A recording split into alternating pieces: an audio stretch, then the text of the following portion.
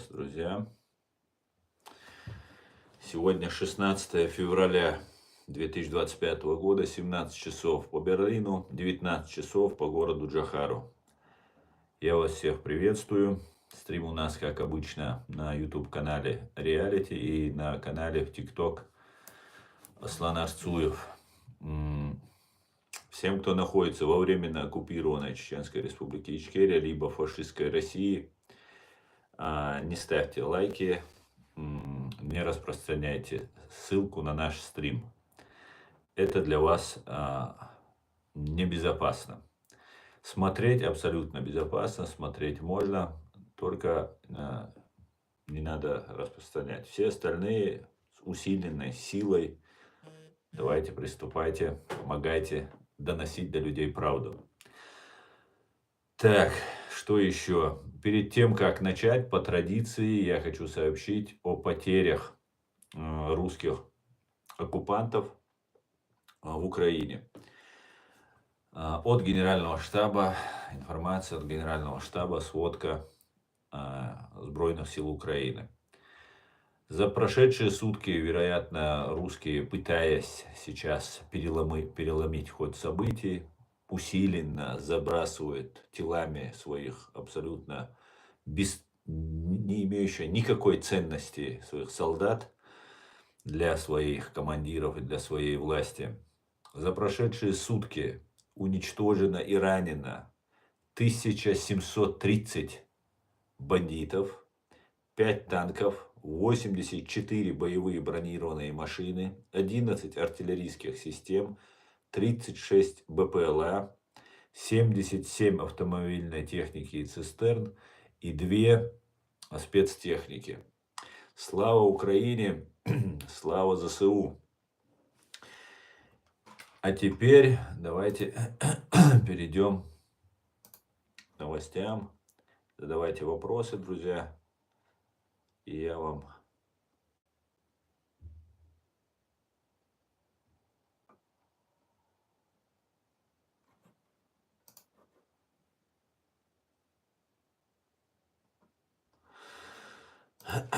да, события разворачиваются стремительно, друзья. Ну, как бы, в принципе, мы об этом давно говорили, что события будут очень стремительно развиваться, и все это зайдет очень далеко. Точнее, уже зашло очень далеко.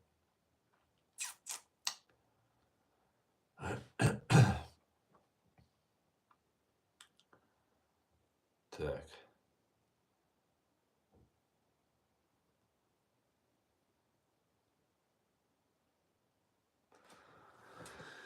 Одну минутку, я тут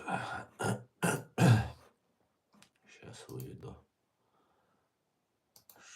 чтобы было видно комментарии.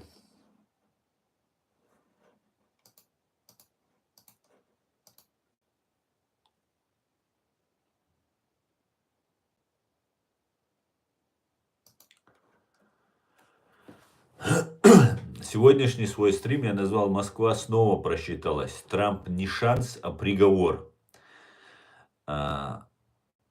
И я вот почему это считаю. У меня есть видео отдельно, которое я записал, может, вы уже его видели. Ну, давайте я и тут немножко его прокомментирую. Дело в том, что Соединенные Штаты в лице президента Дональда Трампа фактически поставили Европу перед фактом. Они сказали, что мы больше не будем дядюшкой лохом, дядюшкой простачком. Наверное, наш канал Reality смотрит не только предыдущая администрация и не только предыдущий госсекретариат Соединенных Штатов, но и нынешние. Потому что, о чем мы говорили, ну, в принципе, мы говорили не потому, что мы что-то там изобрели, а потому что так оно и есть. И фактически министр обороны Соединенных Штатов повторил слово в слово то, что мы здесь много раз говорили. Что из дядюшку Сэма делать дядюшку простачка или лоха Америка больше не позволит. И это правильно. И это правильно. На основании этого происходят большие события, но нам нужно следить не просто за риторикой, которую говорят политики. Знаете, хороший политик это тот, который говорит одно, делает другое, а думает о третьем. И очень трудно в этой ситуации сделать так. Мы все сидим, ждем, что вот нам Америка поможет, там все помогут нам и так далее. И когда одновременно с этим нужно вести переговоры с фашистской Россией, с террористической бандой ФСБ, которая матерая, которая во многих международных институтах самая опасная террористическая организация всех времен и народов. Ну, почему-то так не относятся все к этому. Почему-то. Не знаю почему. И вот нужно о чем-то говорить, нужно к чему-то склонять, и одновременно с этим нужно, чтобы мы все не стали закидывать тухлыми яйцами тех, кто это говорит. А мы готовы. Мы сидим на диване, ничего не делаем, идет война, украинцы истекают кровью. Я просто не хочу об этих вещах говорить, потому что сами украинцы об этом мало говорят. Но нужно понимать, сегодня уничтожено 1730 бандитов, убито и ранено, то 173 украинцев, в 10 раз меньше, это если брать максимально, 173 убитых и раненых украинца, гражданина Украины. И за все 3 года войны сколько Соединенные Штаты, Британия, Литва, Латвия, Эстония, Польша не призывали, не говорили бы, самые мощные государства, самые богатые государства, интеллектуально мощные, финансово мощные государства, такие как Германия, Франция, другие страны, делают вид, что это их не касается. Делают, да, помогают, Германия очень много помогает, это тоже правда. Но как помогает? Этого же недостаточно. Украинцы же гибнут, города разрушаются. Русские находят 1730 человек в день, чтобы их послать в атаку. Понимаете? И этого недостаточно Украине. Украине нужны не просто флаги везде вывешенные. Это большая поддержка, моральная поддержка. Сотой, тысячной такой поддержкой мы, чеченцы, не увидели. Наоборот, мы предательство увидели и от Европы, и от всего мира.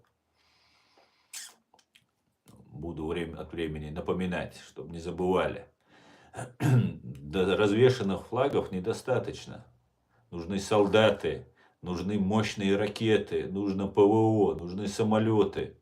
Много что нужно. Ну и, конечно же, здесь нужно понимать, что и Украина, скажем так, не идеальна. В Украине действует открыто просто вся вот эта КГБшная агентура. С российских идет война, убивают друг друга людей. Из российских, прям с Москвы. Соловей, Шевченки, Мивченки. Все вот эти бандиты на украинских русскоязычных интернет-каналах, YouTube-каналах там и так далее. Это ж тоже куда-то нужно девать. Еще раз и еще раз напоминаю. Мы, чеченцы, маленькой вооруженной силой, ну, конечно же, при помощи всего народа, эта группа небольшая, 3-5 тысяч человек в общей сложности, победили Россию. Но проиграли в тылу, потому что Россия расставила так своих людей, убила всех, кто мог помешать, в первую очередь Джохара Дудаева, и фактически захватила нашу власть. Понимаете? Причем президент, избранный потом президент Аслан Масхадов не был предателем. Но при всем при этом вокруг себя он собрал полностью всю вот эту КГБшную, ГРУшную агентуру. Он сам был бывший военный советской армии и был очень неискушен, скажем так, в политике. В отличие от Джохара Дудаева, который просчитывал на 10 шагов. вперед то, что делают наши враги. Поэтому вот такая вот ситуация, которая разворачивается. И сегодня, когда Трамп начинает договариваться с Европой, с Украиной, возникает много голосов, которые возмущаются, как Трамп бросил, не бросил. Трамп не бросил, Америка не бросила, Америка и так очень много сделала. Если бы Америка не помогала бы, Британия не помогала бы, ведь именно вместе с этой Европой начиналась эта война. Мы должны помнить этот момент. Помнить, как Ангела Меркель и французский президент подписывали разные там минские, стамбульские какие-то договоренности. И если бы Европа была бы сильной и мощной, и не потакала бы России, то, возможно, бы Россия не напала бы на Украину. Но все, мы видели, как происходило. Не знаю, насколько правда. Пресс-секретарь Трампа прямо наехала на Олафа Шольца, нашего канцлера, и сказала, что Олаф Шольц там, не знаю, насколько это правда, может фейк, что не должна быть Германия за столом переговоров между Россией, Украиной и США. Вот такие вот дела. Но по факту, если смотреть, Дональд Трамп, например, предложил поднять военные расходы до 5% ВВП. Это 1 триллион долларов. То есть страны, входящие в НАТО, имеют общий ВВП 20 триллионов долларов. Из них, если поднять до 5%, это получается 1 триллион долларов. Они не платили даже 2% от своего ВВП. А теперь Трамп предложил поднять. И сказал, что мы вам продадим оружие. Он сказал, мы вас вооружим до зубов.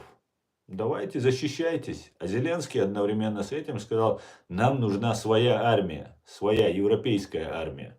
Свое, так сказать, мини-НАТО. Потому что американцы не могут все тянуть на себе, так как у них очень серьезные вызовы на Ближнем Востоке. Иран, Ливия, точнее Ливан, ну и разные там террористические банды, которые терроризируют Израиль. Израиль, можно сказать, это 51-й штат Соединенных Штатов Америки. И это очень важно для США, как говорится. А главное, то, что не может же все как бы происходить за счет одной Америки. Запад Европа очень хорошо устроилась. Очень хорошо. Торгует, договаривается с Тегераном, с Пекином, с Москвой. Одновременно с этим не делается ничего для того, чтобы усилить себя и рассчитывать, да нам помогут. Например, у Германии есть уникальный шанс. Германии после Второй мировой войны нельзя было иметь свою разведку внешнюю, армию мощную. И я как-то ехал в поезде с одним русским товарищем из Бундесвера. И еще это было, наверное, в году 16-17. Я задал ему вопрос, а вот если на нас, на Германию нападет Россия, а они планируют ДДР, ГДР, Германскую Демократическую Республику, восстановить. У русских такие планы. Если нападет, что вы будете делать? Ну, он говорит, там нас много русских, очень много русских служат в Бундесвере. Он говорит, мы не будем воевать. А что нам воевать? Никогда, ни в коем случае. Понимаете? Эти люди не собираются воевать. Ну, по крайней мере, этот человек так говорил. И сейчас получается, что нужно мобилизовать все силы для того, чтобы дать отпор, европейский отпор дать. И я полагаю, что Британия, Польша, страны Балтии должны играть главную скрипку, потому что они принципиально с первых дней стоят на этой позиции. А все остальные крутят, вертят, пытаются обмануть, пытаются увильнуть. Но так не может продолжаться вечно. Украинцы гибнут, каждый день гибнут. Украинцы физически могут закончиться, как закончились чеченцы, которые защищали свою страну. И потом тогда, только после того, как чеченцы были уничтожены, сколько они могли уничтожить, только после этого Россия пошла дальше. Вы помните, в 2008 году они пошли уже на Грузию. А затем в 2014 году уже пошли Украину оккупировать. Ну и так далее. Ну, раньше еще они в Сирию начали там бомбить и так далее. Нет.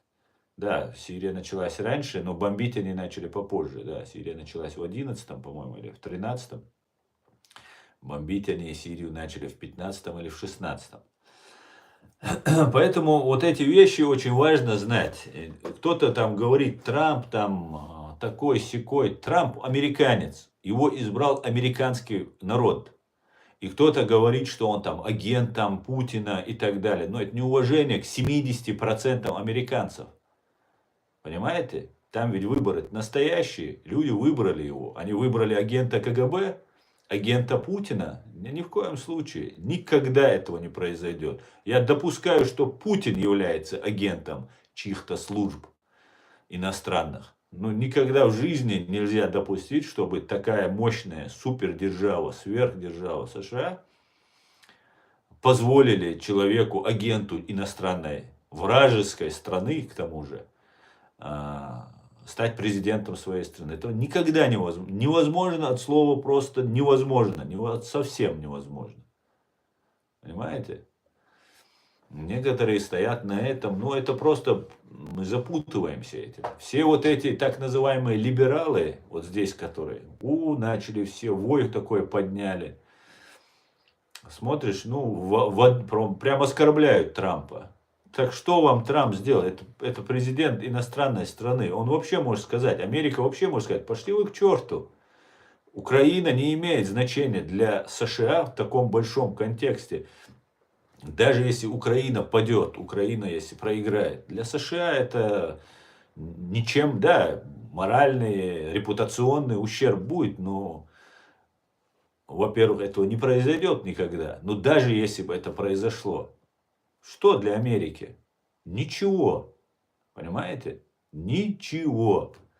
Для Америки важнее Израиль. Для нее, это факт. Факт. Элементарно просто. Не потому, что мне так хочется. Я хочу, чтобы Украина выиграла. Она выиграет в любом случае. И именно Америка разрабатывает план, чтобы эту Европу, которая заплыла таким жирком, лежит себе на солнышке, загорает. И еще учит. Да вы там, американцы такие, вы сякие. Мы тут самые умные, самые... Высокомерие. Ну, теперь высокомерие американцы покажут. Давайте теперь мы продемонстрируем вам, как мы можем с позиции силы и высокомерия разговаривать. Хотя мне самому не нравится высокомерие. Ничего. Давайте об этом многом другом поговорим, друзья. Задавайте ваши вопросы, пишите комментарии. Все, кто находится вне пределах фашистской России, либо во временно оккупированной Чеченской Республики Ичкерия.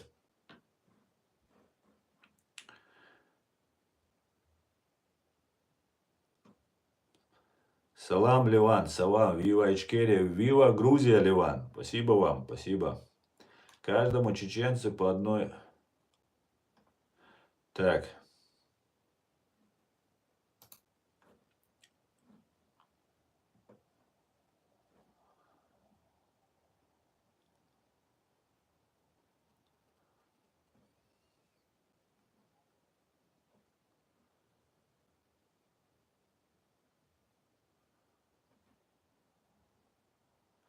Самолеты и ракеты бесполезны, если ими будут управлять и бомбить простых вояк, холопов, набранных гибней. Вот если ракеты и дроны полетят по отдельным конторам ГБ, МВД и правительственным зданиям, абсолютно верно, Шамиль. Знаете, то, что происходит в Украине, я много раз критиковал, просто еще раз, посмотрите, что происходит. Почему вот Соловей приглашает Гордон? Почему он его приглашает? Зачем Стрелкова, Гиркина Гордон приглашал? Мне нужно было взять интервью. Нет, это какую-то, ему кто-то сказал, прокуратура сказала, еще там что-то как-то сказали. Нет, не верю я. Да, может быть, предложили, да, мы можем взять интервью, мы сейчас это сделаем. На самом деле это раскрутка была Гиркина. Это же просто ни в какие ворота. Сейчас Шевченко уже, вот эти сидят товарищи, приглашают Максим Шевченко. Куда это годится? Так дела не делаются.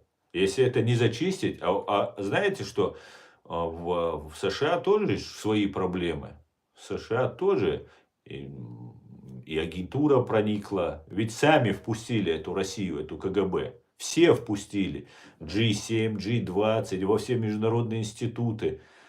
А русские знают, куда им нужно, еще с советских времен, они знают, куда им нужно акцентировать больше внимания, наносить больше удар, кого вербовать, куда. Они полностью руки развязали. И все надеялись, что да, Россия станет демократической. Вот вчера с Аядом Идиговым был у меня стрим, и он говорит, там, или в Америке, ему, когда он был в Америке, говорил, немножко подождите, потерпите, они станут демократами. Где американцы? Где теперь русские стали демократами? Где? Не станут они демократами.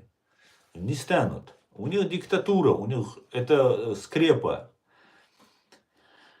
Они не могут жить при свободе.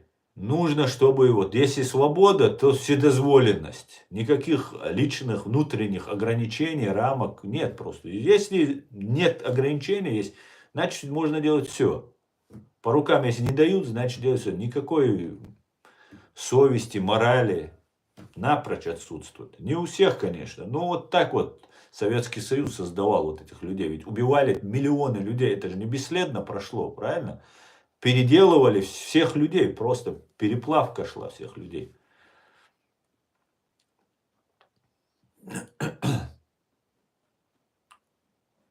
США несколько раз спасала Россию от голода и развала. Да, и очень жаль, что она так делала. Она спасала ее, а она, нам, Россия, совершала геноцид. Нам, народам, которые проживали в Советском Союзе. США давала им студебекеры во Вторую мировую войну, ленд-лиз. Они на этих студебекерах нас вывозили, геноцид устраивали, уничтожали весь народ. Понимаете? Поэтому спасать Россию никто не должен. Ее не будут сейчас спасать. Больше ее спасать не будут. А все, что говорит сейчас Трамп, там, заигрывание, там, это политическая риторика. И так нужно, и сейчас это очень трудно. Нам надо сделать так, чтобы мы не отвернулись. И еще их как-то объегорить. А их объегорить тоже не так-то просто, понимаете?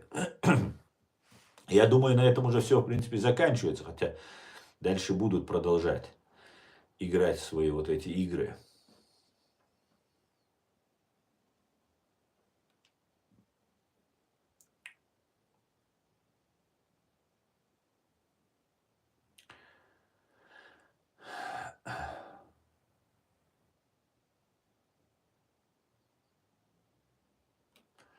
Так, я смотрю здесь. Агентура. Троллятина тут в YouTube к нам вошла. Я сейчас пока этот ТикТок не смотрю, сейчас я вернусь к ТикТоку.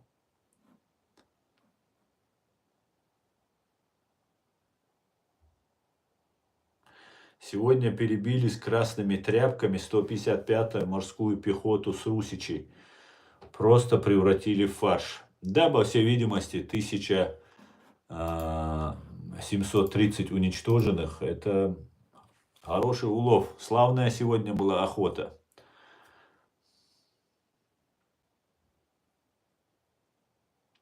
Это коммуняк спасали от голода. Мои предки по отцу померли от голода в 21 году. Да, много очень погибло.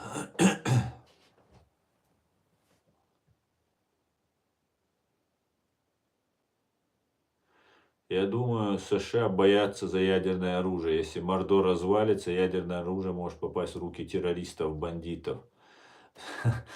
Так она находится в руках террористов, бандитов. Вы о чем говорите? Как правильно сказал Зеленский, когда вот про это ядерное оружие сказали. А сейчас у кого она находится? Как она? Где она? Это самые настоящие террористы и бандиты. Любые террористы, любые бандиты имеют какие-то свои там, я не знаю, ограничители. У этих нет никаких ограничителей. Понимаете? Россия, граница России нигде не заканчивается. Так они вроде бы говорят. Понимаете? Они должны везде вот эту свою заразу, свою раковую опухоль распространить. Русизм – это болезнь. Она неизлечима. Ее нужно вырезать и на 3 метра закопать и залить бетоном, как саркофагом заложить, как на Чернобыльской АЭС. Вот что такое русизм. Оно не лечится, понимаете? 100% говорю, никакой демократии там не будет. Понимаете? Не лечится напрочь. Полная капитуляция. Только так. Это, мне кажется, это сказки, которые нам рассказывают. Вот, ядерное оружие там расползется там, и так далее, и так далее. Там будет какой-то эффект домино. А куда хуже еще может быть? Уже огромное количество людей погибло. Целый народ геноцид устроили. 300 тысяч граждан Чеченской Республики уничтожено. Весь чеченский народ оболган, в заложниках находится. Что еще на территории Грузии захвачено? Посмотрите, что они в Сирии творили. Посмотрите, что они в Израиле сделали на 7 октября, на день рождения Путина. Хотя Нетаньяху пытался задобрить Путина, постоянно вокруг него ошивался. Мечеть ФСБшную себе там имени Кадырова построили. Задобрить пытались. Вот что с ними бывает, когда их задабриваешь. Когда им нужно, они плевали они на принципы, на мораль, на нравственность. Понимаете?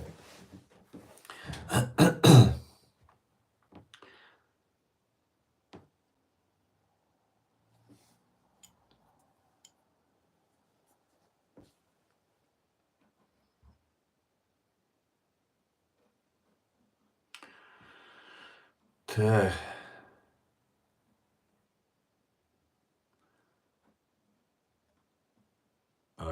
Не бывшей России нужно создать резервации. На бывшей России нужно создать резерв, в которых с наблюдением международной организации будут планомерно очеловечить руснявых, говорит Кам. Но, не знаю, Всевышний тебя накажет за вербовку. Бахтиер за русским кораблем. Москва чувал хехлуш уксо. Ума щеккул швац. Аслан сила башня. Да, алшвио ави. Да, Москва. Кест. Москва выехал шон. Щек намывало. Приветствую, Андрей, приветствую. Так, давайте почитаем. Тут одни троллятина у нас, тут почти одна троллятина. Спасибо вам, слава Украине. Героям слава, юзер. Делурдец, дуардец, дицтирдец. Цайши куец и принципиаш. Хадошду, делмула. Так. Раньше русские слово там Ахмад Силас их выворачивало. Там как, мы ж с ними дрались, воевали, они столько наших парней положили. Теперь русские все кричат Ахмад Силас. Конечно, это ФСБшный проект, они кричат за свое, но сам факт, что все-таки они дошли до этого.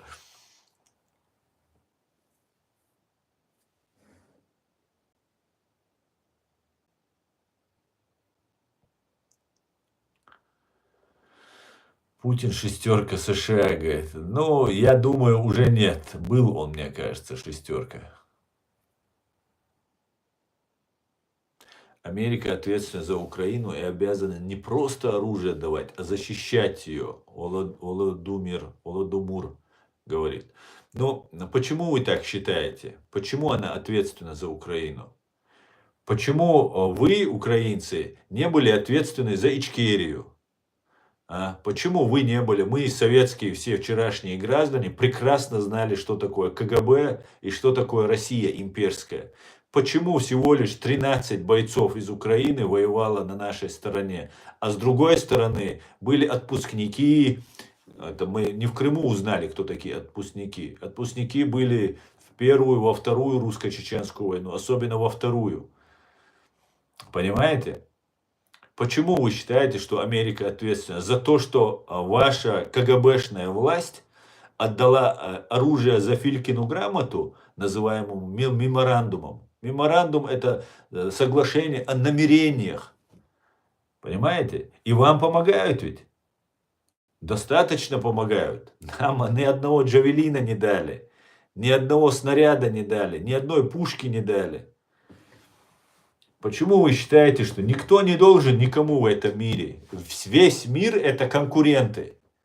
Хорошо, если не враги, не кровные, там, смертельные враги. Это уже хорошо. Все конкуренты. Украина защищает себя, она становится сильной, она становится развитой для себя, она трудится для себя. Понимаете? И все, кто не помогает Украине, они точно так же говорят, а почему мы должны? Вы почему, украинцы, вы за русских были? Сколько, когда вот началась война, особенно вот широкомасштабная, и дальше, и раньше, украинцы мне писали, говорили, мы поняли, извините нас, мы думали, чеченцы террористы, бандиты, оказывается, русские террористы и бандиты. А нам от этого уже, конечно, приятно, спасибо. Это правильно, что наконец-то прозрели. Но когда нас всех вырезали, русские открыто по телевизору говорили, от 10 до 65 лет все чеченцы террористы, подлежащие уничтожению. А женщины, это генералы, их политики, их чиновники говорили. А женщины, они потенциально родят террориста, и их тоже нужно уничтожать. Понимаете? Сколько убито, уничтожено, унижено, изнасиловано. Вы даже не представляете, что с нами творилось. Спросите своих украинских военнопленных, которые оттуда возвращаются. Приблизительно поймете, о чем я говорю. Но только это со всем народом. И все против. А вы говорите, вот там нам должны помочь. Нет, никто никому ничего не должен. Каждый делает для себя. Америка это делает для себя, чтобы Россия не стала сильнее. Европа это делает для себя, чтобы после падения, проигрыша Украины не напали на них. Понимаете? И вам всем нужно было делать это тогда, когда в Чечне шла война, когда в Ичкерии убивали людей. Нужно было объединяться и помогать. Залужный прямо сказал, что вот этот меморандум будапештский, он ничего не стоит. Залужный сказал, да сам меморандум, это соглашение о намерениях только. Атомное оружие отдать, вот что вы сделали со своим президентом, который отдал это атомное оружие? Ничего. Сидит он? Не сидит. Все эти КГБшники сидят? Не сидят. А как давать оружие Украине? Как давать секретные технологии, еще что-то? Когда завтра все окажется, или в тот же день, или через час окажется на столе в Кремле, это все окажется. Это же все понимают. Я вижу это. У меня нету никаких спецсредств, никаких там агентов в Украине, там прослушивающих средств. Я вижу, что в Украине полно просто агентуры. Открыто. Про Арестовича я говорил. Он просидел 2-3 года, трубил там с этим военным преступником, воевавшим под командованием военного преступника, а значит и сам такой же, Радка Младича, Марка Фейгина. Сидели, все нормально, всем нравилось, все тащились. Потом Невзорову дали гражданство. Посмотрите, что происходит. Ахмед Закаев у вас там. Этот человек всегда работал на Кремль. Он у вас там принимаем, там с ним общаются. Мы это говорим, и все это видят. И вы их прикрываете, украинцы. Вы их всех прикрываете. Понимаете? За вас никто не будет воевать. Нужно говорить спасибо за что есть и двигаться дальше. Ну или не оказывать сопротивление и сдаваться. Все, мы сдаемся, часть России, правда, это не спасет. Дальше будут как кадыровцы. Вы думаете, кадыровцы добровольно идут против вас воевать? Вы думаете, они не помнят, что делалось буквально 10 лет или 20 лет назад? Прекрасно помнят. А кто забыл, мы тут напоминаем, сидим им всем. Каждый день я им тут рассказываю и в комментариях, и в Facebook, и в роликах, и везде всегда напоминаю. Все прекрасно помнят. А вот так, оборот берут, все, и ты обязан служить. Или твоя семья будет уничтожена. Или ты будешь уничтожен. И вот так люди служат, идут. Если ты не идешь, забирают твоего дядю, папу, брата, кого угодно. Понимаете? Убивали у нас дома за то, что не шли воевать. Он Бессултанов, Ахмед, по-моему, его звали парня. Вот убили. Других сажают, избивают. А самое лучшее, что они придумали, брата забирают. Если ты сбежал, забирают брата, отца, дядю. Ну и все, ты идешь сам добровольно. Уголовные дела возбуждают. И говорят, давай иди или сядешь на очень долго. Также будут украинцев собирать и посылать дальше на Европу. Поэтому уже из этой каши на вас людоед напал уже. Все, ничьей вины в этом нет, кроме этого людоеда. Вина ваших политиков, что не смотрели так далеко, как Сашко Белый, как Александр Музычко, там Беркут, другие умные люди, которые есть, были в Украине. Они были, к сожалению, не у власти. А так задвигались, маргинализировались, потому что, вон Калугина послушайте, КГБшника, который в Америке сейчас живет. Он говорит, Украина это был центр КГБ, потому что дальше и на Европу из Украины забрасывались. И сама Украина это считалась самая важная страна для России, для их КГБ, потому что они миллиардеры.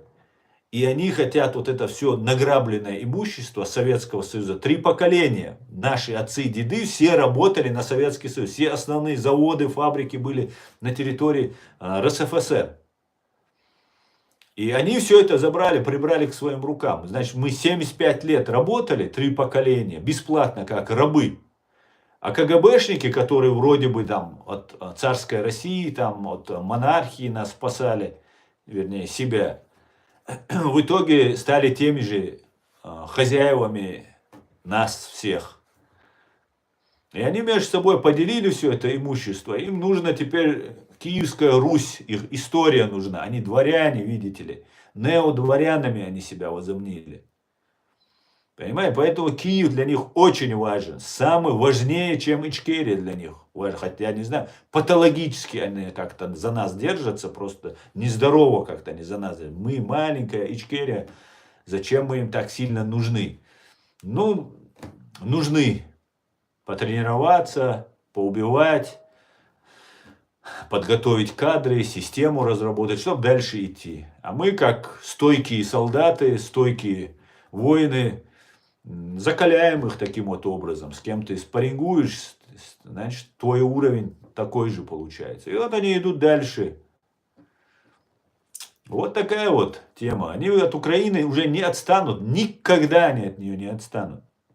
Никогда. Или вы, или они, как сказал Джохар Дудаев, на непримиримых сошлись. И сойдутся. Понимаете? И все, другого выбора нет. Либо дерешься, либо сдаешься. А если сдаешься, это не спасает. Еще самое печальное в этой истории. Вот смотрите на кадыровцев. Также будете уже только на Польшу, страны Балтии и так далее посылать будут украинских солдат. Будут из дома забирать. Сейчас, которые бегают от ТЦК, там еще от чего-то, тут в Европе прячутся. Их всех будут собирать. Русские не будут церемониться. Будут собирать всех подряд. И отправлять дальше. Поэтому выбора нет. К сожалению, я всегда об этом говорю. К сожалению, другого выбора нет. Очень жаль, что так произошло.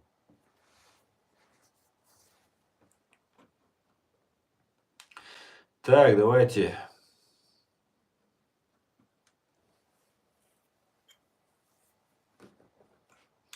А как называть украинцев, которые воюют против Украины?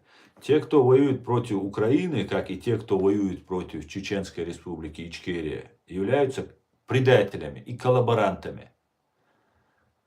Вот как они называются. Юридически это называется коллаборационизм, сотрудничество с оккупантами.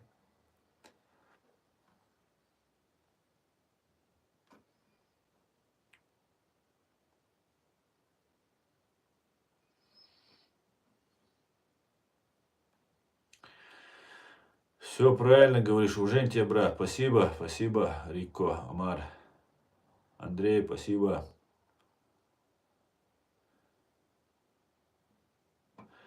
Война Украины с Аркастаном идет 400 лет. Настало время раз и навсегда поставить крест на Москве. Да, Захар, к сожалению, эта война началась не сегодня. Не Путин ее начал. Путина еще в проекте на горизонте не было, когда об этом говорил генерал, советский генерал Джохар Дудаев. Он раскрывал их секреты. Понимаете? Он раскрывал, он предупреждал Украину. Он, говорит, все думали, чеченцы, у них тяжело, и вот он сейчас пытается нас всех втянуть в это. Это был советский генерал, который знал секреты. Это мы говорили, мы, чеченцы, первые проанализировали ситуацию, первые столкнулись с этим злом и начали прямо открыто вам, всему миру об этом говорить. Понимаете? Не отстанут они. Они Советский Союз развалили только лишь потому, что уже не могли. Их после Второй мировой войны мир поделился на два лагеря. Вот этот ГБшный, этот так называемый коммуняцкий красный мир и свободный мир. И тогда они поняли, что они просто мальчики для битья для Запада. Для США, для Британии, для Европы. Фактически просто все смеялись. Понимаете? Рональд Рейган рассказывал анекдот. Помните этот анекдот, который здесь в сети гулял? Он постоянно травил анекдоты про Советский Союз и Россию. Говорит, машину купить в очередь надо встать. И когда, говорит, по-моему, через 15 лет, что ли, приходите. А он говорит, утром или вечером? Утром или в обед? Тот удивился, говорит, а вам какая разница, утром или вечером? Дело в том, что утром ко мне должен водопроводчик прийти через 15 лет. Вот так смеялись, издевались, понимаете, на Советском Союзе. И тогда коммуняги, фашня вот эта ГБшная, она приняла решение разойтись, это их формула. Мы ничего не выдумываем. Разойтись, чтобы сойтись. Они оставили посмотрите, в каждой советской республике оставили КГБшников у власти. И они из своей колхозной экономики, которая была абсолютно неконкурентоспособна и 80% работала на военно-промышленный комплекс, они перешли на рыночную экономику со своей колхозной экономикой. И их приняли с распростертыми объятиями. Вот в чем была самая большая ошибка Запада, Европы, Соединенных Штатов Америки.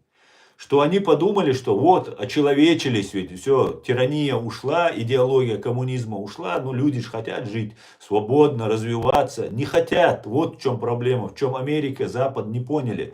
Советский Союз и русский дух, русский менталитет не поняли, понимаете? Вот в чем была ситуация.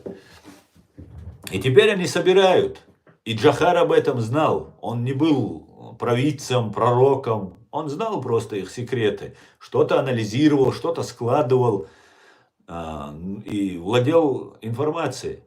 Они будут восстанавливать ГДР. Они прямо об этом говорят. Мы давно об этом трубим.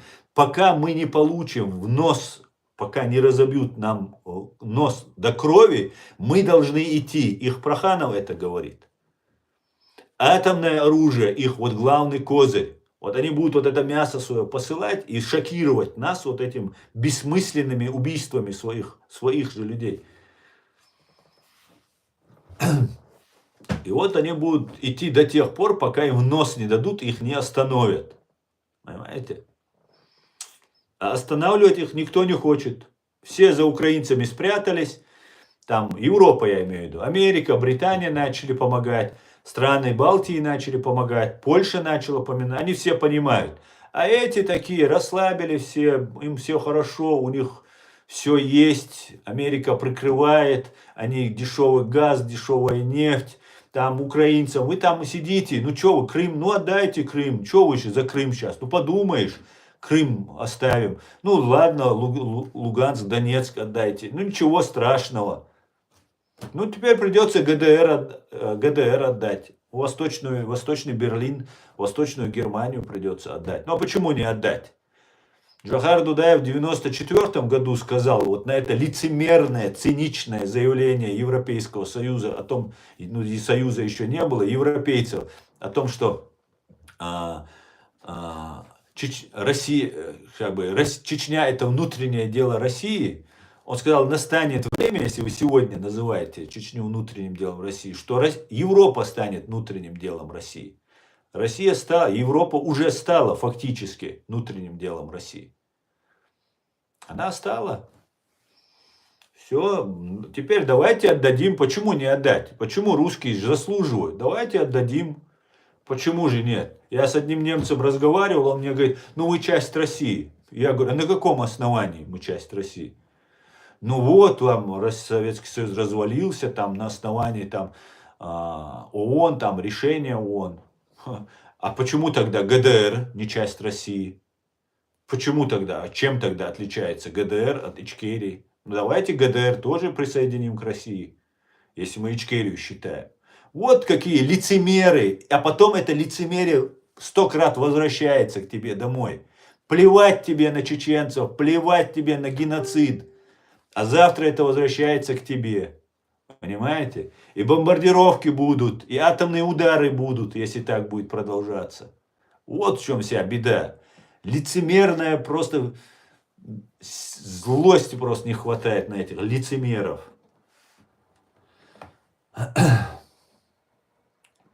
Россия останется на Кавказе. Я думаю, Ливан, если Россия останется на Кавказе, то у нас будут большие проблемы. Россия не должна остаться на Кавказе. Ну, а что, ну, я не могу понять, как сделать так, чтобы народы, которые хотят быть с Россией, их отодрать от России.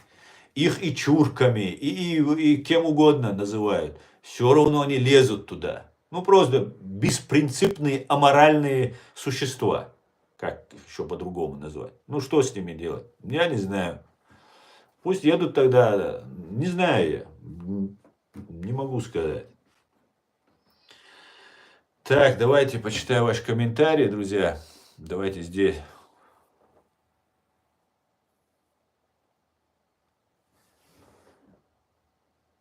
Салам алейкум. Можно подключиться? Валейк салам. Куда подключиться? Валейк салам. Джаберло. СССР поменяла вывеску на РФ. Да, абсолютно. Все, ничего не сделали. Больше ничего не произошло. Даже из ООН ее не исключили, понимаете? У террориста, у страны, совершающей геноцид, у Китая и над уйгурами, и Русни, которая совершает геноцид Ичкерии, чеченского народа, сейчас в Украине, в Грузии, в Сирии. Право вето. Совершается геноцид целого народа, уничтожается 300 тысяч граждан Чеченской Республики Ичкерия. И ни МУС, Международный уголовный суд, ни прокурор Международного уголовного суда не возбуждают дело против этих преступников. В Израиле, в секторе Газа началась эта война. Нетаньяху, министр обороны Израиля, сразу же включили в МУС как преступников. Позорище. Позорище. Просто Украина была на пич КГБ и так до сих пор. Да, совершенно верно. Абсолютно так. Основная победа за Украиной будет по-любому. Слава Украине. Героям слава, Спартак. Героям слава.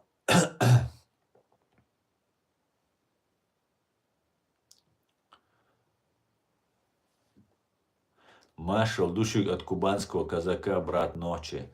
Делер салам маршал, хули кубанский казак.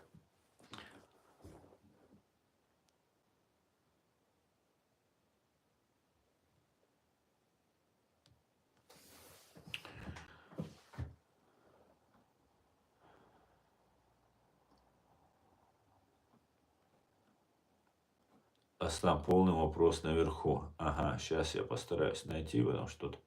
Сейчас, подождите, отключу этих троллей, потому что они тут слишком много пишут, и я просто не могу найти вопросы от нормальных людей. Асан, вы правильно упоминаете интересы Америки в отношении Израиля. Интересно ваше видение Ближнего Востока. А, суются или там интересы России империи? Возможно ли там полный мир немнимый, если Россия останется на Кавказе? Вот она в чем было.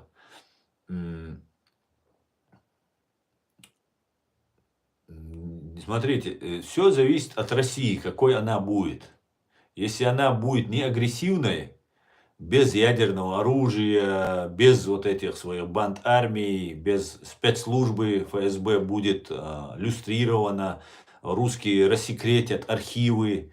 Если в России реально произойдут какие-то события, да, они же русских убивали в первую очередь, они их убивали, а потом уже они до нас доходили своими этими бандами. И за все это время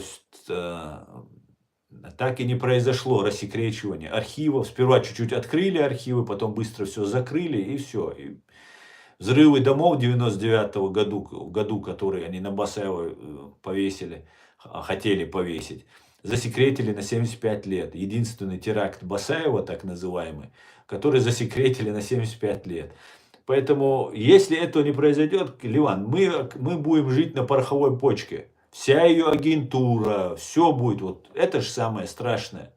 Эти агенты, они больше патриоты, чем самый ярый патриот. Ты на них смотришь, и тебе стыдно просто, что ты не патриот. Потому что, ну, посмотрите. Просто посмотрите, вот Ахмед Закаев, Руслан Кутаев. Руслан Кутаев, например, прямо, вот буквально за дни до начала вторжения в Украину, широкомасштабного вторжения, говорит, мы с Россией, мы не от России никуда не уйдем, мы за Россию, мы хотим быть в России. Сейчас сидит, как будто он этого не говорил, этого видео в интернете как будто нет. Абсолютно аморальные люди, абсолютно беспринципные, понимаете, абсолютно. И вот эти люди будут среди нас, а мы будем с ними соблюдать закон, правила, как-то по закону делать. А у них нет этих принципов, никаких ни закон, ни рамок, ничего у них нет. Они в этом случае будут выходить победителями. Они нас будут разобщать, они нас будут уничтожать, кого-то отравят, кого-то застрелят, кто-то в аварию попадет. Как у нас это было в Чечне после первой русско-чеченской. А ведь именно так все происходило. Все лидеры, которые обозначились, они уничтожались. Друг с другом стравливались, кого-то пытались подкупить, кого-то убить и так далее. Поэтому если не, вот это гнездо, КГБшное, ФСБшное гнездо не будет люстрировано, то нам житья не будет. Мы будем жить как на пороховой бочке. Это равносильно вулкану, который в любой момент может взорваться. И они ждут, они умеют ждать, умеют заходить справа, слева, с окна, с двери. Как ты относишься к казакам? Я отношусь ко всем народам очень хорошо, если они не русские империалисты и не хотят оккупировать мою страну. Вот как относятся казаки к свободной независимой Ичкерии?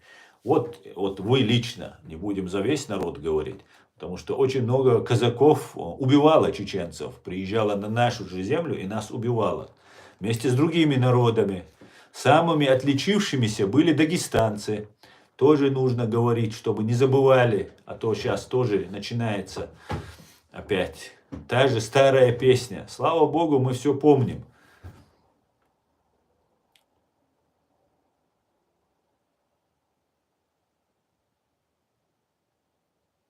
Усім друзьям привет з Києва. Вітаю Київ, Україна, слава Україні, героям слава.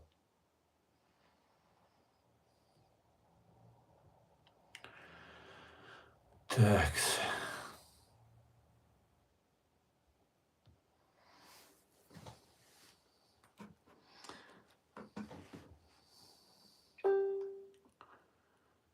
Европейцев скоро тоже кидают, там сказать, дичка, да, бошка. Да. Только там, знаешь, русские там за всеми спецслужбы стоят, за этими терактами. Понимаешь?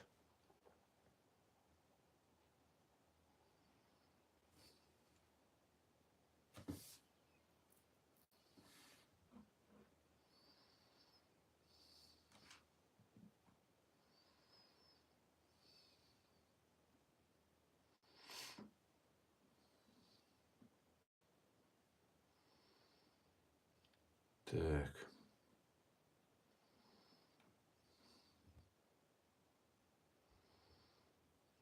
Вітаю, Сергей, все, вітаю, друзья.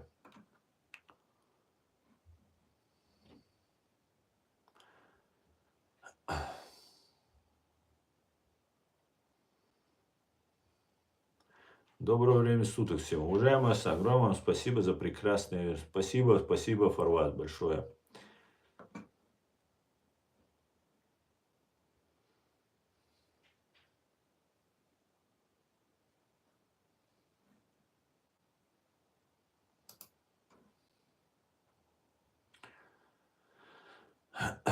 Ачуамартанский район 2 раза больше, чем весь сектор Газа. И имеет 2,3 миллиона жителей. В Газе за 1,5 года было убито 60 тысяч мин, а в Чечне за год было убито 120 тысяч, а в целом 300 тысяч. Да, но знаешь, там разные оценки. Кто-то 60 тысяч говорит, кто-то 40 тысяч говорит. Там мы не знаем, сколько погибло. Ну, конечно же, это... Ну, смотрите, в секторе Газа зашли, чем отличается сектор Газа и Чеченская республика Ичкерия. Чеченцы, добровольцы пошли на территорию России, провинции Дагестан, спасать российских граждан от российских бомбардировок. И не вырезали ни одну женщину, ребенка, никого в заложники не брали, ничего не делали. Просто на русскую армию, которая уничтожала своих же российских граждан, пробить коридор и вывести женщин и детей, стариков.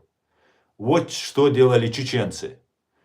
Арабские террористы из сектора Газа заскочили, как бешеные собаки, убили всех, кого только возможно, женщин, детей, там захватили женщин, детей в плен еще, кого только возможно. И как собаки бешеные сбежали обратно к себе туда и спрятались за свой же народ в подземные бункеры. И Израилю пришлось наносить удары, чтобы, и как ты правильно заметил, потерь было намного меньше. И со стороны вот этого Хамас было совершено акт геноцида, именно уничтожение еврейского населения по этническому признаку. А в нашем случае, наоборот, эти террористы пришли к нам, русские террористы, и начали нас убивать по национальному этническому признаку. Причем не просто бомбардировками. Вся Чеченская республика была сделана концлагерь. Самые настоящие концлагеря были. Те ужасы, которые творили русские фашисты над нами, никакие фашисты, нацисты, немцы не творили. Понимаете? В 40-х годах или там раньше, позже. Что творили русские над нами. И вот это было уничтожение уже, вот это был настоящий геноцид. Вот в чем вся разница между этими событиями. Любая война преступление, любая война, убийство людей это преступление. Но у нее тоже есть, у этого преступления есть свои правила. Так вот, русские их не соблюдали вообще никогда, ни по отношению к кому-либо.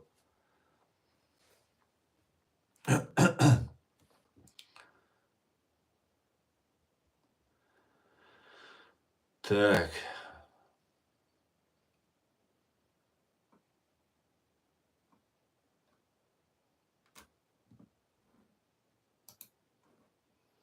Палестинцев не существует, есть арабы-оккупанты. Есть палестинцы, евреи, палестинцы, арабы, палестинцы, бедуины, палестинцы, черкесы. Это все те, как кавказцы. Да, вот такая вот ситуация. И арабы, они неправильно считают, что арабы это как чеченцы, которые страдают от оккупации Израиля. Нет, не так. Арабы как русские. Это русские империалисты и арабские этнонационалисты и имперцы, которые посчитали себя выше евреев, которым они отказали в праве на свое государство. Точно так же, как русские отказали чеченцам в праве на свое государство. Потому что они считают, что они выше. Понимаете? Вот в чем вот и вся аналогия. Неправильно проводить. Просто дело в том, что у Израиля хватило сил и союзников, чтобы вот эту оккупационную вот эту силу отбить, прогнать с своей земли. У чеченцев не было помощников, союзников, и нам пришлось против 90-миллионной России драться одним. У евреев было получше положение. Арабы Газы убили 1300 жителей Израиля. Ну да, 1200 была цифра, более 1200 была цифра. И более 200 или 300 было захвачено в заложники. Чеченцы никогда не убивали жен, детей, стариков и даже простых мирных, в отличие от арабов. Да, совершенно верно. После развала тот остаток, который будет называться Россией, нужно управлять, контролировать цивилизованным миром. Ну, Нур-Султан, если не сделать этого, то мы ни к чему не придем. Если не взять под внешнее управление, ну, не знаю, посмотрим. Салам всем свободным людям. Салам, брат Аслан. Я думаю, те люди, которые думают, все понимают и знают, что Аслан говорит только правду, переживает за судьбу Ичкерии и чеченцев. Кто еще не понял, услышьте. Спасибо, салам, Эд. Спасибо тебе, брат. Насчет Израиля категорически не согласен. Нур-Султан, это твое личное мнение. Ты имеешь на него право.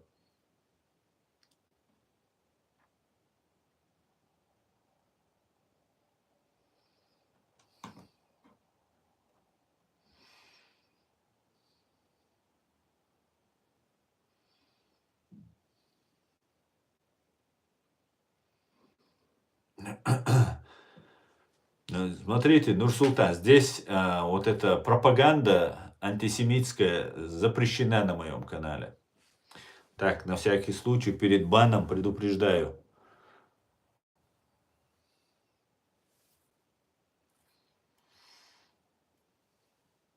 Я хорошо отношусь к Ичкерии и признаю ее. Никаких вопросов с тобой, кубанский казак, у меня в таком случае нет.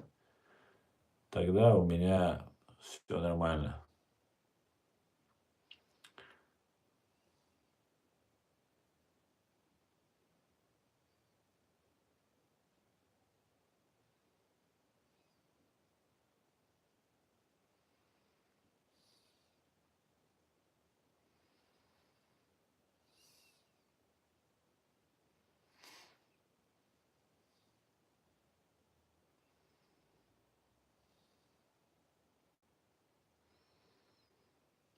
Так.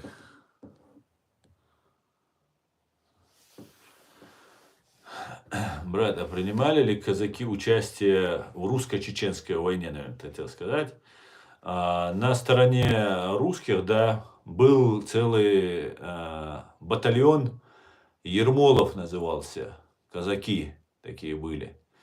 Но это название плохую шутку для них сыграло, их везде выискивали, уничтожали, там 2/3, по-моему, было уничтожено, и остальные просто отказались дальше участвовать и разошлись они.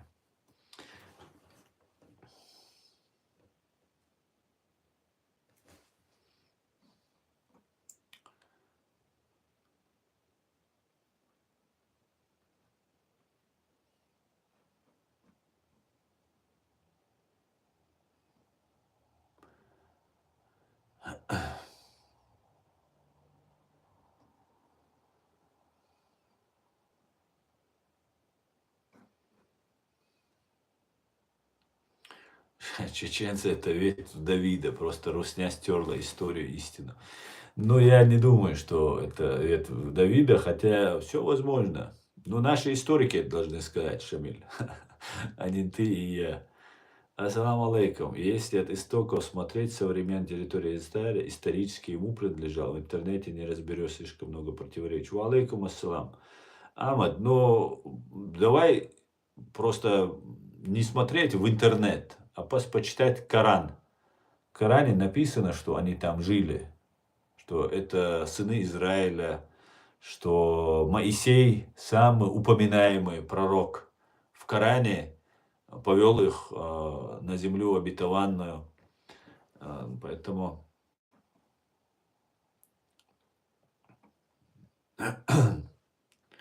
у нас есть источник. На Ближнем Востоке единственная страна, которая демократия, это Израиль. В остальных странах монархия, диктатура или бандиты. Абсолютно верно. И самое хорошо, что чеченцы начали это понимать. Это очень хорошо. Значит, мы не зря здесь сидим. Я думаю, что современный Израиль это та территория, которая ему принадлежала. Я тоже так думаю. Слава Ичкери, слава Украине, привет из Алматы. Героям слава, Саид. Алла, Казахстан. Нормальные отношения с Россией возможны лишь только, когда эта империя уйдет с Кавказа. Согласен, Ливан, полностью согласен.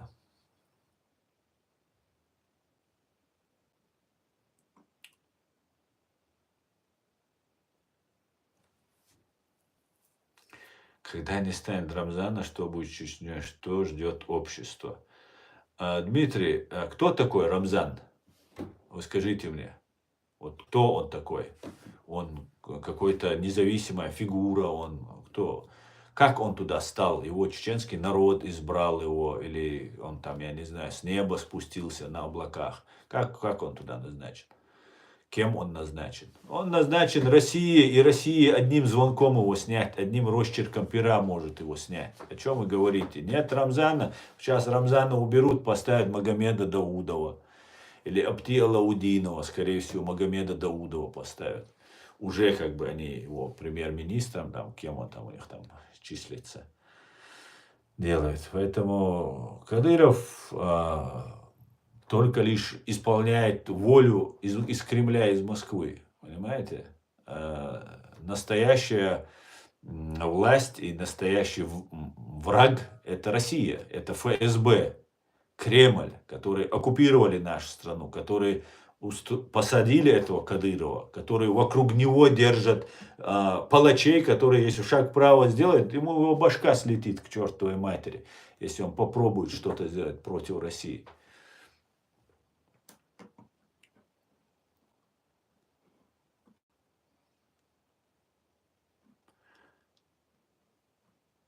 Я не знаю, Дмитрий, чей это ваш позор, но к нам Кадыров никакого отношения не имеет. Он это Россия, Россия это он. Это россиянин полностью. К нам никакого отношения. Как оккупант, как коллаборант, не больше.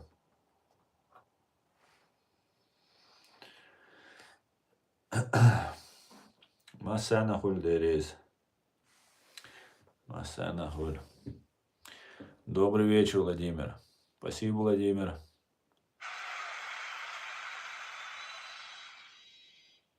Мне один терский казах сказал, что у него отец воевал на стороне чеченцев.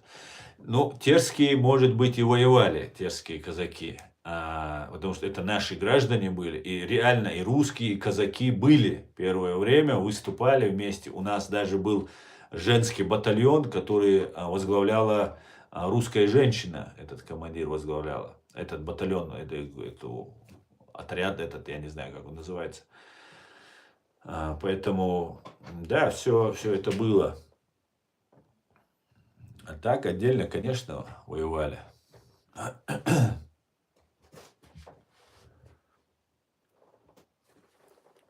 Конечно, буду, Борз, конечно, обязательно буду. Сейчас я только тебя тоже забаню.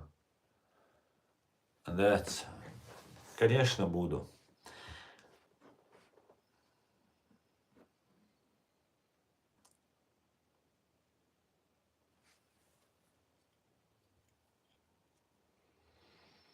Долой оккупационную администрацию Ичкерии и Грузии. Долой Российскую империю.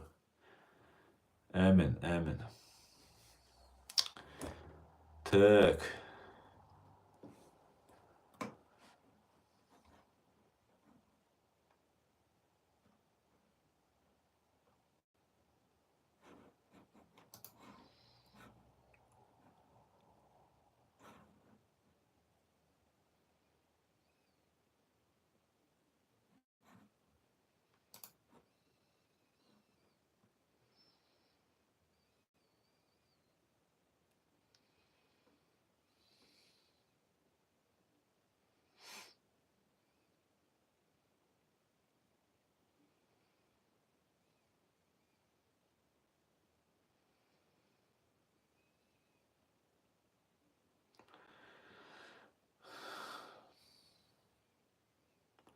Почему? Почему русские не признают казаков как народ? Ну, дело в том, что казаки очень упорно сопротивлялись русской империи, вот этой коммунистической особенно части. И их очень много убили. И из них, вот сейчас из чеченцев пытаются сделать вот этих ряженых таких, что имя есть, казак, воин, там, все такое, а внутреннего составляющей не осталось. Только вот алкашня какая-то, развесить лампасы, одеть лампасы, повесить там разные побрякушки. И вот из чеченцев то же самое делают. Не признают, потому что считают врагами.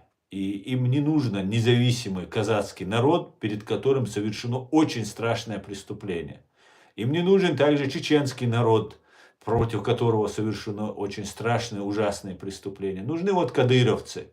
Вот это и есть новые казаки, которых они пытаются сейчас поставить. Они там где-то патрулируют, Подмосковье где-то их показывают. Они вот потихонечку к этому подводят. Именно поэтому, потому что против казаков совершены очень ужасные, страшные преступления.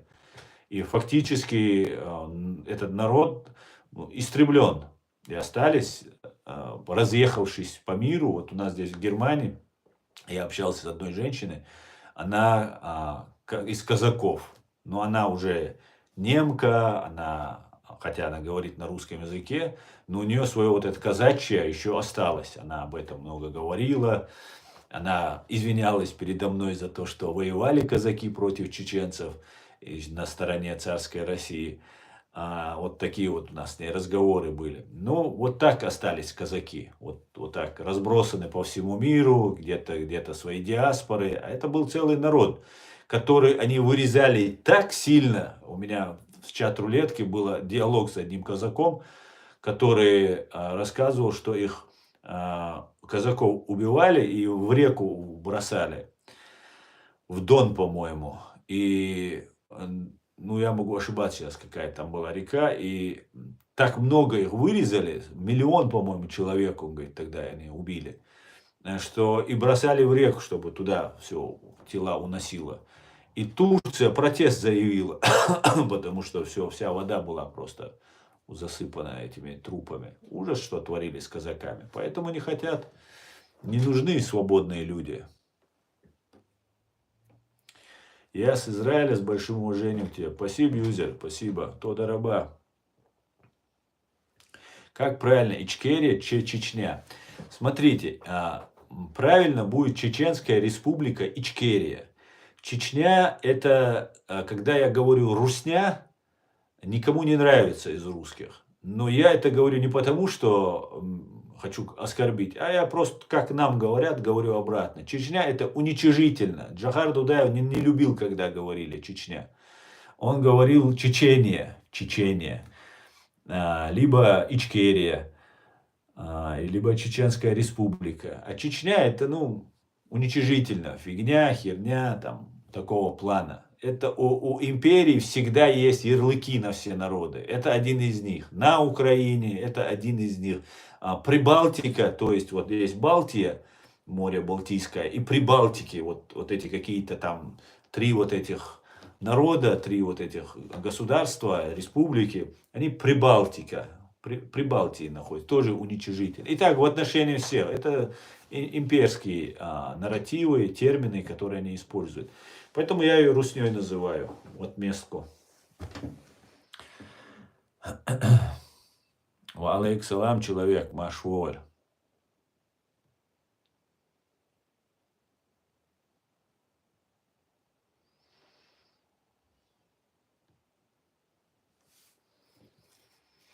Как думаешь, что хочет Трамп?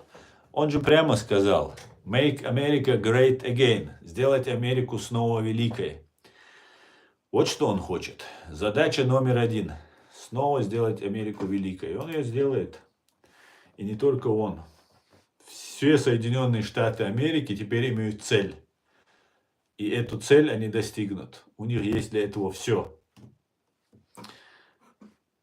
А мы должны помочь ей.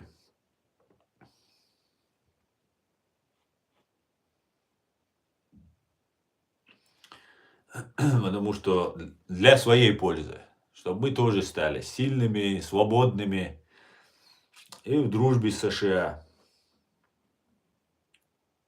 Если посмотреть на период присутствия американцев в Афганистане, в истории не наблюдается, не наблюдает позиционная борьба, а там показывают целые кладбища типа шахид. Да, не знаю.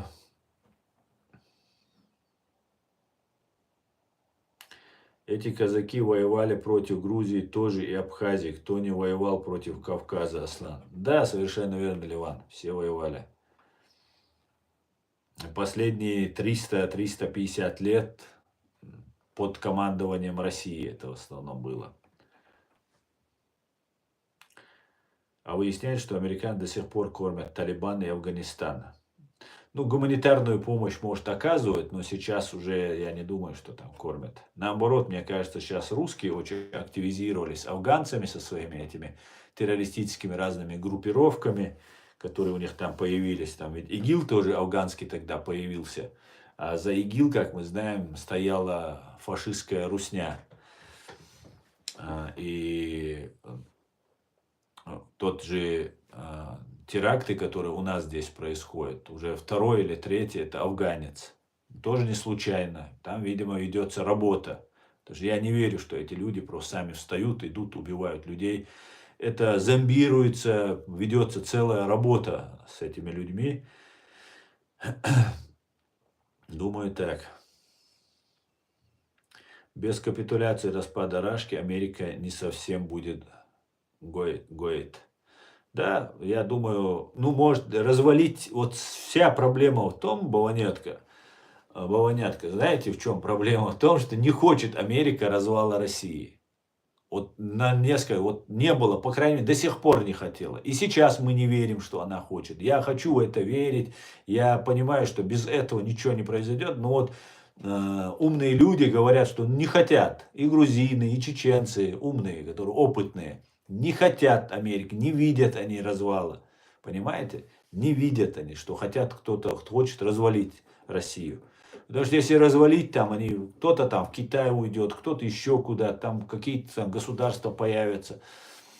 И семьями управлять. Лучше одно пускай. Москва управляет всей Россией, а они контролируют Россию. Просто нужно лишить ее ядерного оружия, то есть бешеного этого медведя, вырвать ему зубы и когти. И пусть станет таким домашним мишкой. Ну, такие вот планы. Трудно мне в это поверить, что это возможно. Каждая нация отвечает за себя и борется за свою независимость. Да. Россия очень хорошо избегает добивания всегда. Они своей пропагандой убедили Запад, что нельзя их разваливать. Да, я тоже так думаю. Почему-то так считают здесь. И поэтому, знаете, иногда кажется, а зачем нужно было сопротивляться? Да, пусть идут на Европу, на Запад тогда. Украине зачем сейчас сопротивляться? Когда Таурусы, дай, говоришь Шольцу, он говорит, нет, бить не будем. Хорошо.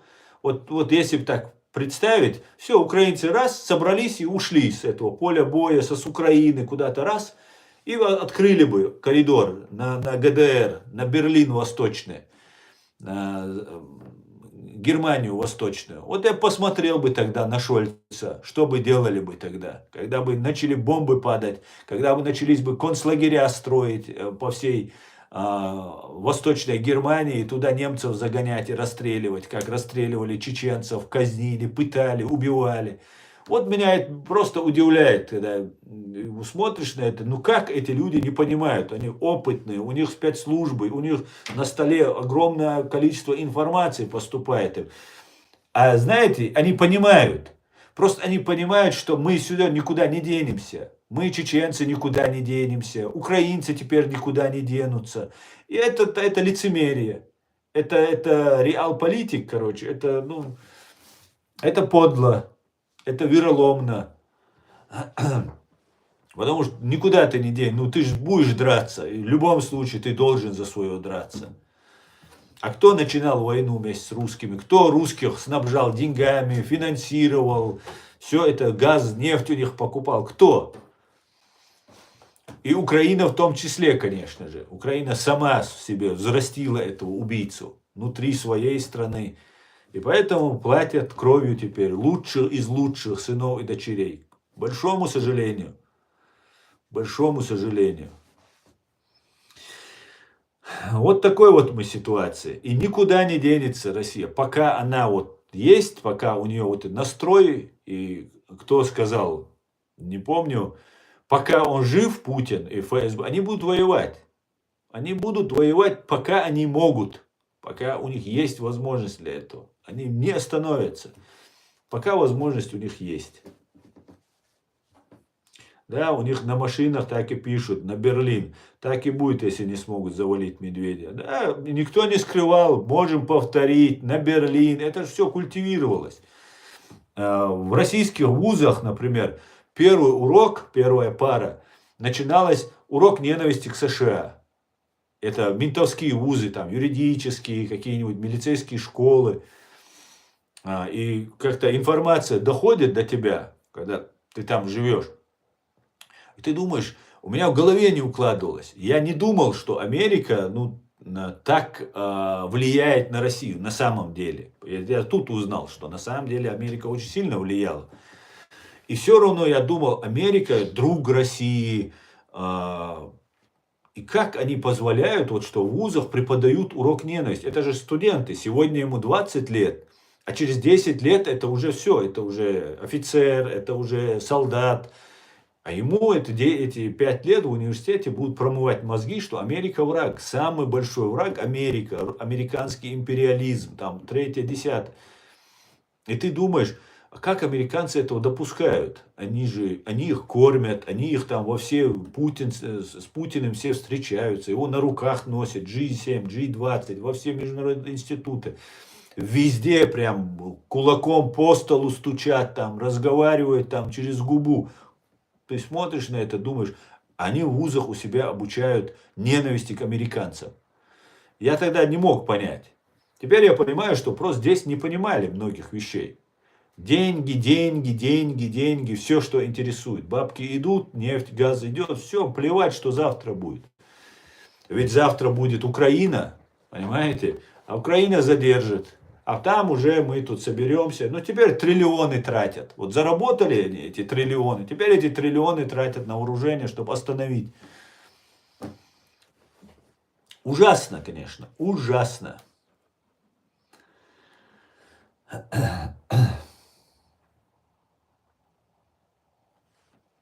Чтобы переубедить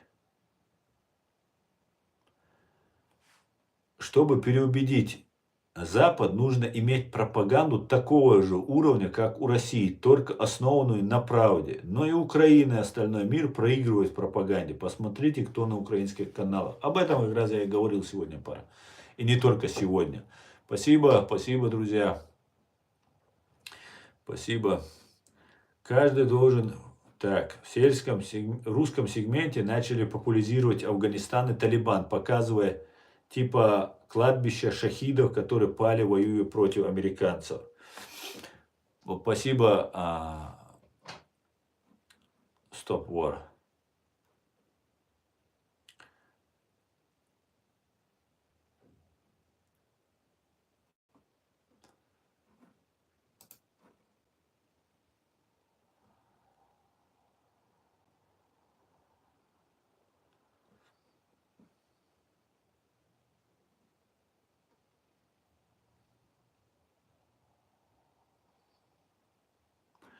Украина теперь пытается финансировать Рашку, покупая у них атомно-энергетические технологии.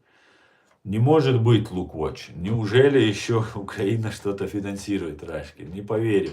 Не может быть. Это просто противоречит вообще любой логике, любому здравому смыслу. До сих пор не может быть. Американцы триггерят у русских комплекс неполноценности. Они мечтают быть такими же, но не понимают, что никогда не смогут. Совершенно верно. Здесь просто разное понимание вообще свободы, принципов существования, сосуществования.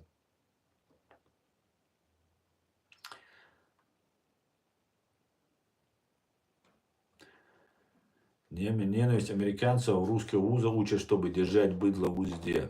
Ну вот для этого сегодняшней пропаганды, теперь она очень хорошо ложится, никто не возмущается, американцы враги, Запад враг, что вот оказывается не танки под Киевом русские стояли, а оказывается американцы готовились напасть. А американцы упрашивали, отговаривали Путина, там летали, директор ЦРУ летал, просил не начинать, нет.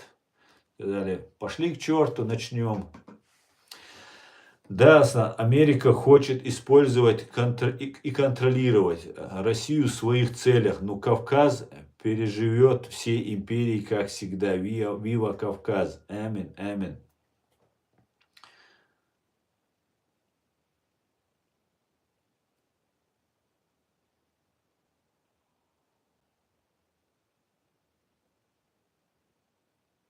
Да, я тоже слышал, что с Росатомом там что-то мутят.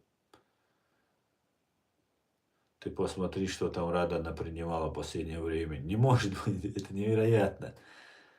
Я просто уже теряюсь просто, пытаясь объяснить их логику поведения, вот этих всех политиков. Иногда просто ты не можешь понять, елки-палки, кто здесь за кого. Невероятно.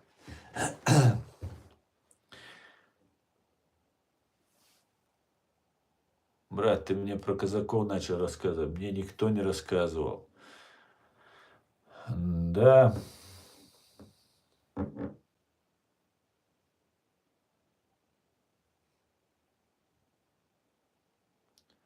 Слава Вильничкере. Максим, героям слава, героям слава.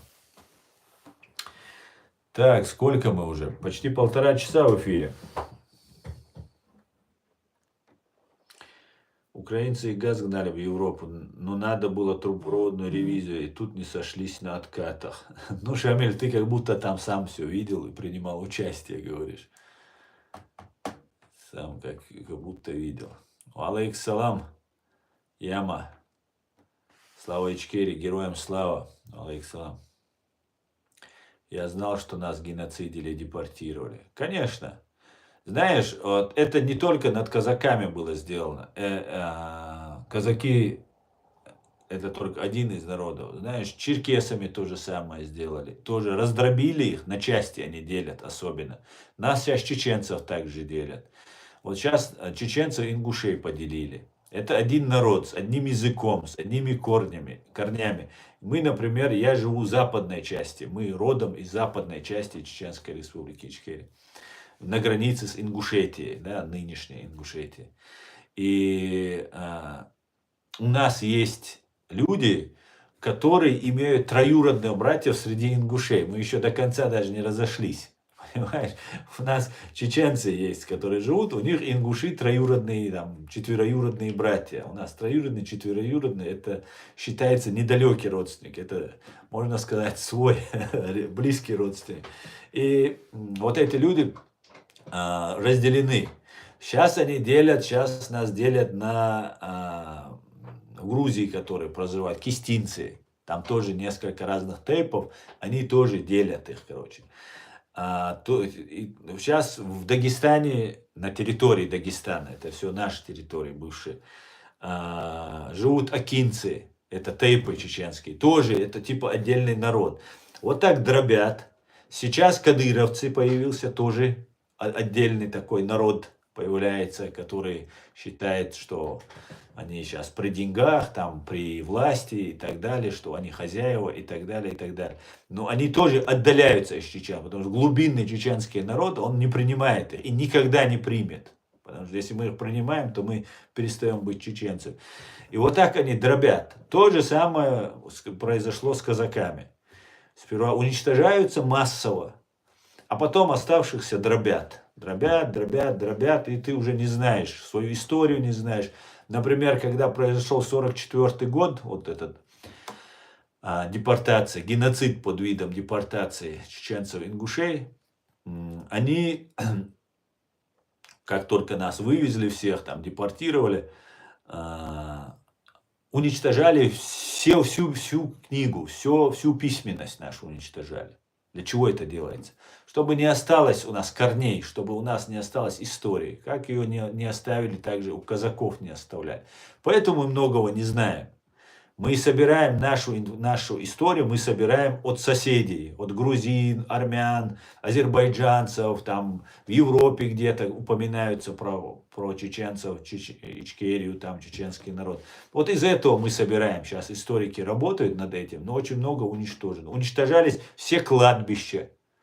Ни одного кладбища они не оставили. Когда нас вывезли они, мы-то уезжали, так сказать, уезжали в бессрочную депортацию. Мы не должны были вернуться после гибели Сталина. Нам просто повезло, потому что деваться некуда было. Против нас было совершено самое большое преступление вот этой сталинской власти, отдельно взятым народом. Миллионы людей убили. Нас из 1 700 000 убили. Чеченцев, ингушей 700 000 убили. То есть 300 000 осталось. Представьте себе. И свозились книги. 3 недели в центре Грозного стоял большой пожар. Сжигали книги. На студебекерах, на лошадях, на телегах свозили все. Тяптеры это у нас назывались. На арабском мы писали, у нас одно время была латиница, потом была арабская вязь, все чеченские слова, но буквы использовались арабские и до этого латинские буквы. Вот это все свозилось и уничтожалось. Все до единого, что нужно, видимо, себе туда, в архив КГБ, остальное все уничтожалось, короче говоря. Поэтому уничтожалось все, уничтожались, у нас были там замки.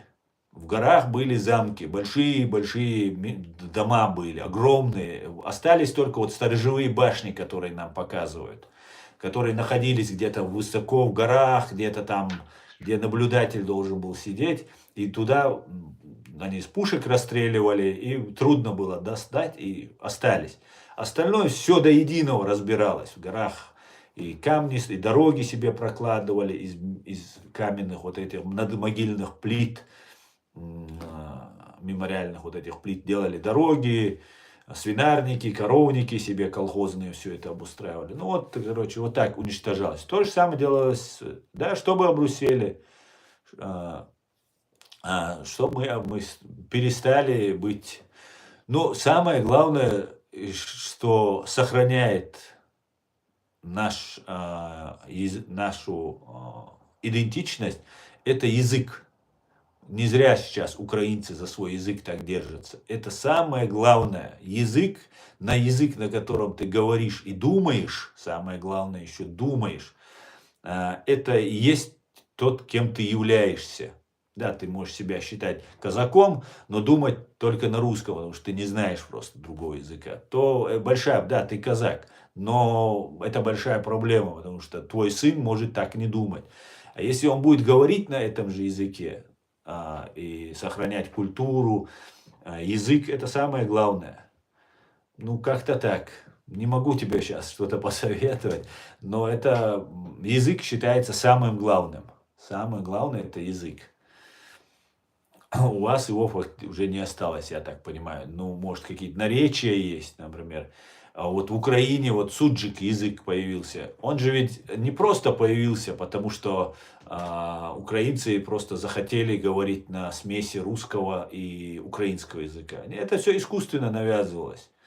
Потому что удобно. Я, например, говорю на чеченском, и у меня постоянно русские слова проскакивают.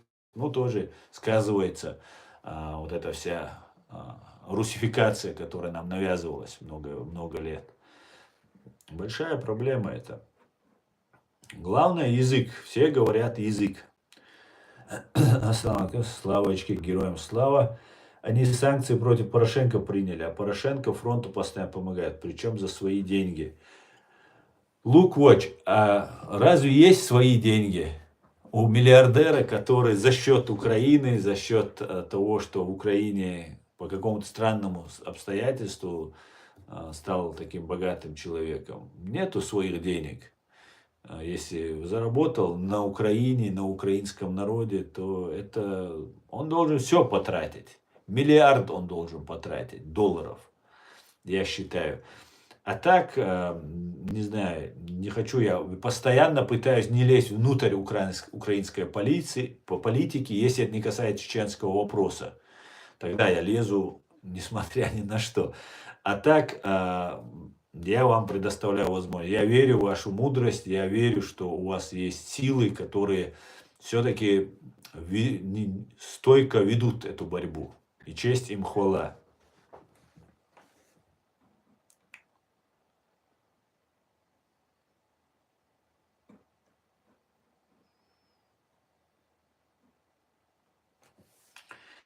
Да, это великий войнавский народ, чеченцы, ингуши, кисты в Грузии. Вива Ичкерия, да здравствует свободный Кавказ, долой Российскую империю. Нет, Ливан, кисты это не войнавский народ, это чеченский народ. Большому сожалению, ингуши это тоже чеченцы. Большому сожалению, нас разделили. И они говорят, что они народ. Я уважаю их мнение, поэтому я признаю. Это такие же чеченцы, как и мы. Просто так сложилось, что нас разделили. И там долгая история. Поэтому акисты это чеченцы, самые настоящие чеченцы. Со своими тейпами, все как. И, хотя и у ингушей тоже эти же тейпы сохраняются. Но вот так сложилось. И пытаются делить дальше, что кисты какие-то там, другие, третьи. Это в Грузии их называют кисты, кистинцы, а так это самые настоящие нохчи. Це надо Кучму посадить. Это точно. Кучма это тот, который сдал, я так понимаю, ядерное оружие. Молодец, поддерживаю. Слава Украине. Героям слава, Юзер.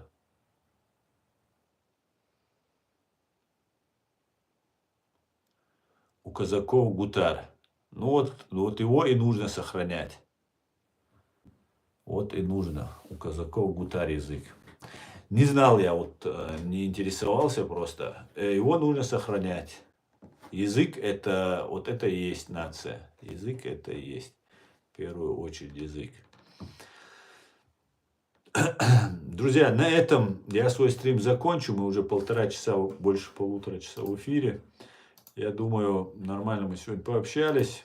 Постараюсь завтра. Сегодня нам пытались тоже создавать помехи. Наш канал постоянно отписывают подписчиков, друзья, если вы обратили внимание. Постоянно. Наш канал на территории фашистской России запрещен. Только во время стрима мы можем прорываться на российское информационное пространство.